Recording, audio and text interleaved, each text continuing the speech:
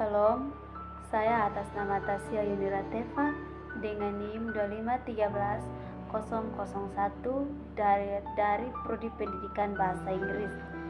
Di sini saya akan mempresentasikan materi yang diasuh oleh Bapak Daud Wiberjon Tafuli MPD. Di sini materi yang saya bahas dari bab 1 sampai bab 4. Mata kuliah Etika Kristen merupakan kajian teologis dan praktis mengenai prinsip moral berdasarkan iman Kristen yang berakar pada konsep imago Dei serta teladan hidup Kristus. Mata kuliah ini membentuk mahasiswa sebagai pembelajar, calon guru, pelatih, dan olahragawan yang memiliki etos kerja, integritas, serta karakter serupa dan segambar dengan Kristus. Mahasiswa diarahkan agar mampu menerapkan nilai-nilai etika, pendidikan jasmani, dan olahraga sehingga berdampak bagi gereja, masyarakat, nusa, dan bangsa. Deskripsi rencana pembelajaran semester. Yang pertama, pengertian dasar Alkitab. Yang kedua, imago Dei. Yang ketiga, teladan hidup Yesus. Yang keempat, etika Kristen dalam komunikasi. Yang kelima, etika Kristen dalam bermedia sosial. Yang keenam, etika Kristen dalam proses belajar. Yang ketujuh, etika Kristen dalam mengajar. Yang kedelapan, etika Kristen dalam pergaulan. Yang kesembilan, etika Kristen dalam bekerja. Yang terakhir, isu etika olahraga. Tujuan mata kuliah: mengetahui prinsip dan proses pengambilan keputusan, memahami hakikat etika Kristen dengan pendekatan integratif, melatih keterampilan mengambil keputusan etis dalam situasi dilematis, mampu memformulasikan keputusan etis yang bertanggung jawab, dapat dipertanggungjawabkan, mengkaji berbagai keputusan etis dalam kehidupan nyata. Mengapa kita belajar etika? Menumbuhkan kepekaan terhadap pikiran dan perasaan Bapa, memperkaya pertimbangan dalam pengambilan keputusan etis, mengakrabkan kita dengan nilai dan standar kebenaran, menjawab perkembangan ilmu, pengetahuan, dan teknologi yang terus berubah, melatih kehidupan agar menjadi kehidupan yang terdidik dan terlatih.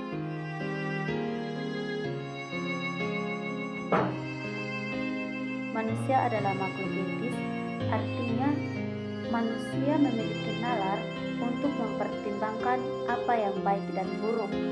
Inilah membedakan manusia dan binatang, yaitu pertimbangan moralnya. Karena manusia adalah makhluk hidup etis, maka manusia adalah makhluk yang bertanggung jawab untuk mengambil keputusan atau bertindak sesuai dengan pertimbangan-pertimbangan etisnya. Keputusan etis adalah keputusan yang didasarkan pada pertimbangan berkenan atau tidak berkenan. Seorang akan menolak ketidak yang dianggap buruk dan memilih melakukan atau menyetujui tindakan yang dianggap baik. Cara seseorang mengambil keputusan seperti ini sangat menentukan kualitas hidupnya, baik di dunia sekarang maupun di masa yang akan datang. Apa yang dimaksud dengan keputusan etis itu? Dengan demikian, pertimbangan nalar atau logika etis seseorang merupakan fondasi kehidupan. Nah, fondasi ini harus dibangun secara bertahap dan serius serta keseimbangan. Proses pembangunan fondasi inilah yang disebut sebagai transformasi atau metafor seperti yang tertulis dalam kitab Roma 12 ayat 1, yaitu pembaharuan pikiran atau budi.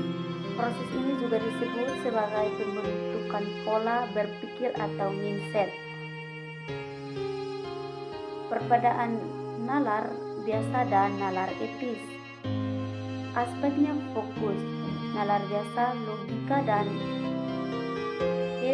praktisan, nalar etis moral dan nilai kebenaran.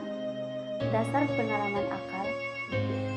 Dasar nalar biasa pengalaman akal, nalar etis norma hati nurani prinsip. Tujuannya nalar biasa efisiensi dan sosial, nalar etis kebaikan dan kebenaran. Hasil aspek keputusan praktis, nalar etisnya keputusan bermoral.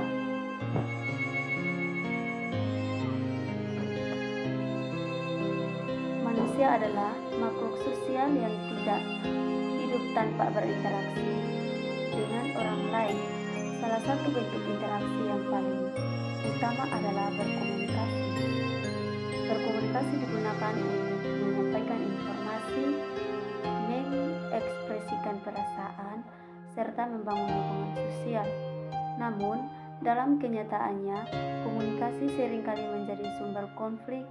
Banyak permasalahan terjadi karena kesalahpahaman, perkataan yang menyakitkan, atau cara penyampaian yang tidak tepat. Hal ini menunjukkan bahwa komunikasi tidak hanya membutuhkan kemampuan berbicara, tetapi juga etika. Dalam ajaran Kristen, komunikasi bukan sekedar menyampaikan perasaan, tetapi juga mencerminkan dan karakter seseorang. Alkitab mengajarkan bahwa setiap perkataan harus membangun, penuh kasih, dan tidak menyakiti orang lain. Di era digital saat ini, komunikasi semakin mudah dilakukan melalui media sosial, namun kemudahan ini sering disalahgunakan dengan memunculkan ujaran kebencian, hoax, dan komentar negatif. Oleh karena itu, penting bagi setiap orang Kristen untuk memahami dan menerapkan etika Kristen dalam komunikasi baik secara langsung maupun melalui media digital. Berdasarkan hal tersebut, makalah ini akan membahas secara mendalam tentang etika Kristen dalam komunikasi dan penerapannya dalam kehidupan sehari-hari. Komunikasi yang baik ditandai dengan kejelasan, kejujuran, serta kemampuan mendengarkan. Tanpa komunikasi yang baik, hubungan individu dapat mengalami kesalahpahaman dan konflik. Etika Kristen dalam komunikasi. Etika Kristen dalam komunikasi adalah cara berkomunikasi yang didasarkan pada nilai-nilai Kristiani, sehingga setiap kata yang tidak mencerminkan kasih, kebenaran, dan tanggung jawab. Dalam hal ini, komunikasi tidak hanya sekedar menyampaikan pesan, tetapi juga menjadi sarana untuk membangun, menguatkan, dan membawa damai bagi orang. Nah, prinsip-prinsip utama etika Kristen dalam komunikasi meliputi berbicara dengan kasih, tidak menyakiti atau merendahkan orang lain, kejujuran, menyampaikan kebenaran tanpa manipulasi, kesopanan, menggunakan kata-kata yang santun dan menghargai, tanggung jawab, mempertimbangkan dampak dari setiap perkataan, membangun bukan merusak.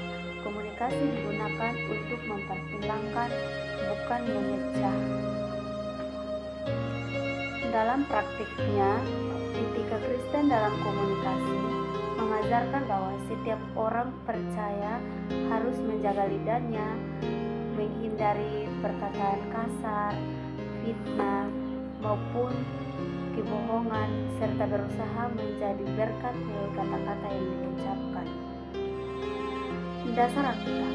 Alkitab merupakan sumber utama ajaran dalam kehidupan orang Kristen, termasuk dalam hal berkomunikasi. Firman Tuhan menekankan bahwa perkataan bukan hanya sekedar alat untuk menyampaikan informasi, tetapi juga cerminan dari hati dan iman seseorang. Oleh karena itu, setiap orang percaya dipanggil untuk menjaga perkataannya agar selalu mencerminkan kasih, kebenaran, dan hikmat dari Tuhan.